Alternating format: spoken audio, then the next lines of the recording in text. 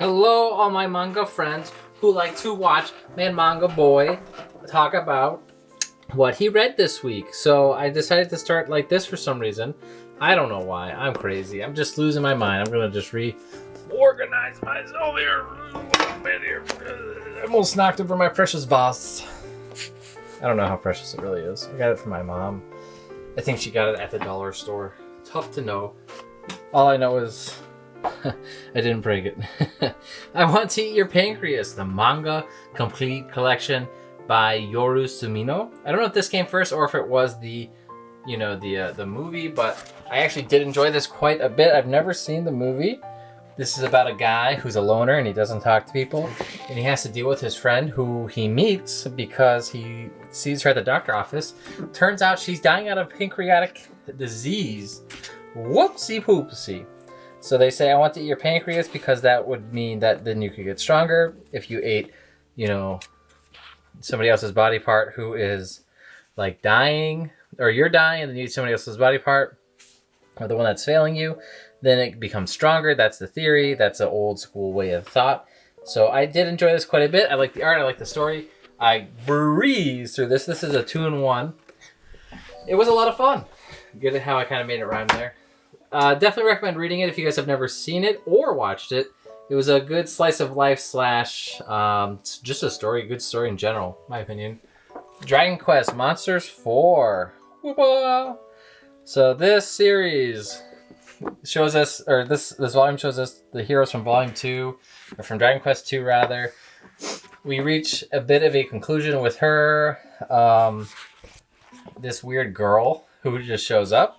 They figure out that she is being kind of split in half and then held captive by herself. So she has to get out of it. Plus, this guy, Pazuzu, he's a monster. He is demon synthesized illegally. And so they have to go through that and defeat him. It's a fun little time. This was a good volume. I got a lot of action in it. We continue on in the Netherworld too with the other slimes here. That was pretty neat to see this happen.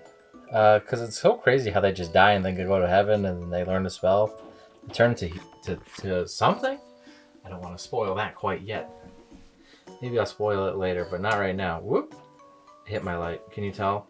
I tried a little bit of a different lighting setup. I don't know if it's any better. I think it's worse. But, you just don't know until you see it on Adobe Premiere sometimes. RobotxLaserbeam, Volume 6. RobotxLaserbeam was shut out too early. We get to see this very cool match here. And, of course, Robo wins because they can't do any trickeries yet because there's only one more volume. And it was a very long and interesting match to see this happen. This guy's like a caveman, Ooga Booga. He is really good at just using his instincts as a golfer. So it's really cool to see how Robo has to kind of get away from that and be able to beat him. I enjoyed it quite a bit. Not as much as I enjoyed this last one, which, spoiler alert, they don't even go against each other. That really annoyed me. And he just wins that match that was continued from the last one. So that stunk. But, not bad. It's a good volume. It's just, man, I can't believe it ended so early. Gino Tornado. He spins his golf club like a freaking maniac and then he hits the ball. It's crazy. I really did enjoy this volume. It just really ends out of nowhere. He finishes that match. Doesn't even finish the tournament, just that one match. And then it says, and then Robo won the whole tournament. And I'm like, okay. And now Robo's in the same tournament as his rival. And then Robo, the end. And I'm like, what? And Robo and him are like, yeah, this isn't even the final match because we got to go against each other in grand world stage. This is just part 1 of that. And I was like, man, but this is the last 3 pages of the volume. So that was really disappointing. But I did really enjoy the story. I do recommend reading it if you guys ever get a chance to read it. Not a very easy title to be able to read. I'll be honest with you guys. I'm just moving. Since I did have to self-print it since it's not out in English and any other way besides digital. But if you're a big fan of digital reading, I would pick it up on the Jump app. I believe that they have it there. Time Stop Hero Volume 3. I can't show too many pages of this because there is a lot of naked women in it, but it is continuing the fun. We finally get to figure out what the end of that conclusion is, the countdown. that was really cool. Our main hero guy decides to be a total perv, and I can show you guys this page. He has to fight this little slime thing. The slime thing makes a lot of women naked. So that was interesting. Again, how is this not Ghost Ship? How is this 7 Seas? I feel like this is ridiculous. But it was a pretty cool read because this thing is like a demon, so it really introduces the demon lords kind of from before times, and so it gives us like a main enemy for us to be fighting here. So I did quite enjoy this a lot. Can't wait for the next one to come out. Hopefully this one's not kind of, you know, shelved early, but we get a huge onslaught on the city, so it's cool to see our main man have to be able to defend against this by using time stop and his own wits. Rave Master Volume 17. I'm cruising through Rave Master right now, I feel like. So we get to see Haru go to town and get wrecked. Okay, Haru's gonna get wrecked here. And, you know, Ellie, she doesn't want anyone to die. But that's too bad for Ellie because everyone's gotta die sometime. Anyways, it was a very cool fight because we had to fight Doryu. Turns out Doryu wasn't actually always evil. Okay, Doryu used to be a good guy, and then they find out that he just couldn't handle it being a good guy. He got betrayed, and then that was it for him. You know, he couldn't get over that betrayal, and ever since he's been kind of acting for humans. I don't know why Plu has this weird transformation here. Plu doesn't ever do this in the story, so that was something I was looking forward to. That just didn't happen. Here we get kind of the resolving, there we go, ending of that. And Haru gets a new Rave Stone, and the Rave Stone is pretty shitty. It lets them talk to Saga, the thing that's like Nakajima, you know, that sits on his door. I wasn't a huge fan of that Rave Stone, I'll be honest with you. That was pretty crappy. And Ruby, he's after more treasure, so that way they can fly their ship. They've got a really cool meta chapter in here where they find out people who are writing Rave Master, and they are upset by the bastardizations of their characterizations. We get more Jigglebutt Gang. I love the Jigglebutt Gang. They're pretty funny people. They're a little much, though, sometimes. And we end on this sweet cliffhanger here with Let here trying to free Julia. And, you know, will he do it? Will he not do it?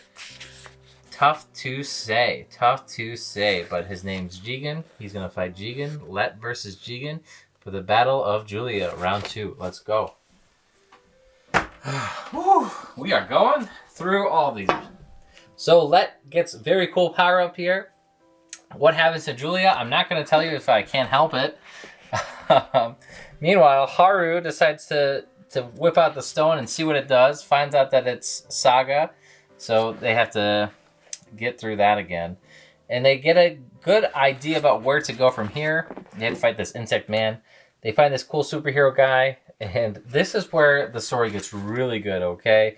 We got our main man back here. Our main man, Shura, the Flame Orisian 6 guy, who Haru fought earlier in the series. Very cool fight. I really did enjoy seeing him save their butts and come back to the group. We also, as you guys can probably guess from this cover, have King Sun return to fight Haru. And Haru and him do a sick fight here. And I thought it was just a trick because they're at this thing called Star Memory. But Lucia's like, nah, I'm real, dog. And so they fight each other, and I'm not going to tell you much more than that. But it was a sick fight. Haru goes like pure evil towards the end of it, using this nasty sword here called Sacrifar. And it just turns you into a Berserker. This doesn't resolve the fight in this one, but man, is it awesome. Very good. Very great volume. Read this volume. I really like this arc so far. The Star Visage arc started off kind of lame with the superhero and this insect guy, but it took right off. Prison School Volume 4. Oh, that's right. I can show you guys pictures of Prison School, right? But I can't show you anything to do with Time Stop Hero hardly. That's how crazy the world is these days. So we're getting towards the end of the anime. The boys have to get out of here, and they've only got a day extension to do it since they convinced the president that they were ass men. Okay, and that was a hilarious thing because we get to see how our train of thought is here, that we used to follow the women and we would stare at their butts, and then as we grew, the breasts turned into cheap imitations of butts, and it's like the Sphinx's riddle all over again. It is the most ridiculous thing. But the president says, yes, that is it.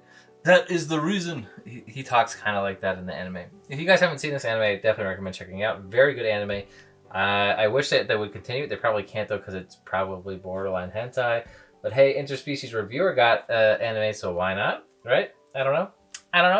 I'm not the judge here. I'm not the boss of the anime world. But Prison School Volume 4, quite good. Volume 5 will wrap up the anime. And that will be cool to see. But let's talk about that at a later time.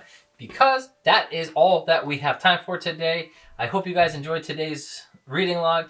And we'll see you next time. Bye-bye.